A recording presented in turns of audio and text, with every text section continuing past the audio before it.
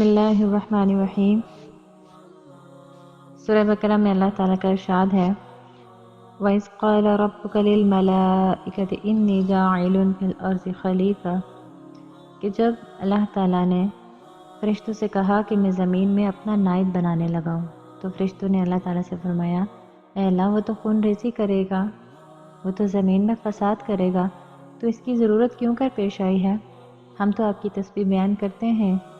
تو اللہ تعالیٰ نے فرمایا کہ جو میں جانتا ہوں وہ تم نہیں جانتے۔ اس کے بعد اللہ تعالیٰ نے حضرت آدم علیہ السلام کے اندر روح پھونک دی اور تمام فرشتوں سے کہا کہ جب میں آدم میں روح پھونک دوں تو تم سارے اسے سجدہ کرنا۔ تو اللہ تعالیٰ نے فرشتوں کو حکم دیا کہ حضرت آدم کو سجدہ کرنا ہے۔ تمام فرشتے سجدے میں گر جاتے ہیں سوائے ابلیس کے۔ ابلیس کون تھا؟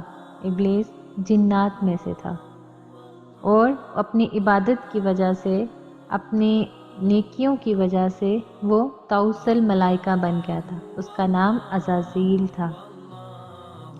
وہ اتنی زیادہ عبادت کیا کرتا تھا کہ اللہ کے مقرب بندوں میں وہ شامل ہو گیا اور اللہ تعالیٰ نے اسے طاؤس الملائکہ کا لقب دے دیا۔ لیکن جب حضرت آدم علیہ السلام کو اللہ تعالیٰ نے پیدا فرمایا اور پھر سجدے کا حکم دیا تو ابلیس نے سجدے سے انکار کر دیا۔ اللہ تعالیٰ نے پوچھا کہ ابلیس، کس چیز نے تمہیں میرا حکم ماننے سے روکا ہے؟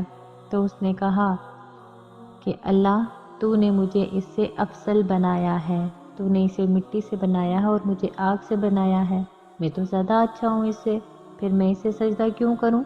تو اللہ تعالیٰ نے کہا کہ اب قیامت تک تم مردود ہو، میں تم سے اور تمہارے لشکروں سے، لشکر وہ لوگ جو تمہاری بات مانیں گے، تمہارے راستے پہ چلیں گے، تم دونوں سے میں جہنم کو بھر دوں گا۔ اس کے بعد اللہ تعالیٰ نے حضرت آدم علیہ السلام کو حکم دیا کہ وہ اور ان کی زوجہ جنت میں رہیں۔ اب اللہ تعالیٰ کو حضرت آدم علیہ السلام کی آزمائش مطلوب تھی، تو اللہ تعالیٰ نے انہیں کہا کہ آپ نے فلاں درخت کے پاس نہیں جانا اور اس کا پھل نہیں کھانا۔ اب شیطان نے ان کے دل میں، حضرت آدم علیہ السلام اور ان کی زوجہ کے دل میں وسوسہ ڈال دیا، خیال ڈال دیا، اور بعض روایات میں ہے کہ وہ مجسم صورت میں ان کے پاس آیا اور کہنے لگا کہ اللہ تعالیٰ نے تمہیں اس لیے روکا ہے کہ کہیں تم فرشتے نہ بن جاؤ، تم ہمیشہ کی زندگی نہ حاصل کر لو، اس لیے تم درخت کا پھل کھا لو، کچھ نہیں ہوتا۔ تو حضرت آدم علیہ السلام اور ان کی زوجہ پھسل گئے اور انہوں نے وہ پھل کھا لیا۔ جو ہی انہوں نے وہ پھل کھایا تو ان پر ان کے ستر ظاہر ہو گئے اور وہ جنت کے پتے لے کر اپنے اوپر لپیٹنے لگے۔ گویا کہ شیطان نے سب سے پہلا حملہ انسان کی حیا پہ کیا۔ اس کے بعد جب انہیں ریئلائز ہو گیا کہ انہوں نے تو بہت بڑی غلطی کر لی ہے، حضرت آدم علیہ السلام کو جب ریئلائز ہوا تو انہوں نے فوراً سے اللہ سے رجوع کیا، انہوں نے فوراً سے توبہ کی اور اللہ تعالیٰ سے کہا ربنا ظلمنا انفسنا وَإِن لَّمْ تَغْفِرْ لَنَا وَتَرْحَمْنَا لَنَكُونَنَّ مِنَ الْخَاسِرِينَ، کہ اے ہمارے رب، ظلمنا انفسنا، ہم نے اپنی جانوں پر ظلم کر دیا ہے، اگر وَإِن لَّمْ تَغْفِرْ لَنَا، اگر تو ہمیں نہیں بخشے گا، وَتَرْحَمْنَا، ہم پر رحم نہیں کرے گا، لَنَكُونَنَّ مِنَ الْخَاسِرِينَ، تو ہم خسارے والوں میں سے ہو جائیں گے۔ گویا کہ انہوں نے پورا رجوع اپنا اللہ کی رحمت کی طرف کر دیا۔ انہوں نے فوراً سے اللہ سے معافی مانگ لی کہ اللہ جی، مجھ سے گناہ ہو گیا ہے، میں نے اپنے اوپر ظلم کر لیا ہے، آپ مجھے معاف کر دیں، آپ مجھ پر رحم کریں، اگر آپ ایسا نہیں کریں گے تو میں تو خسارے میں ہو جاؤں گا، میں تو برباد ہو جاؤں گا۔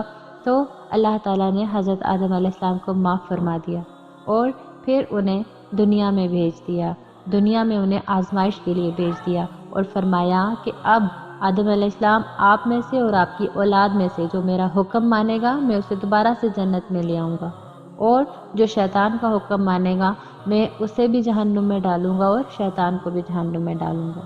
تو اس سے ہمیں سبق ملتا ہے کہ ہم نے یہ جو دنیا میں ہمیں بھیجا گیا ہے، یہ اسی وجہ سے بھیجا گیا ہے کہ دنیا امتحان گاہ ہے۔ ہم نے یہاں پہ غفلت سے نہیں پڑے رہنا، بلکہ ہم نے بھرپور تیاری کے ساتھ اپنا وہ مقام واپس حاصل کرنا ہے جہاں سے شیطان نے ہمیں نکلوایا تھا۔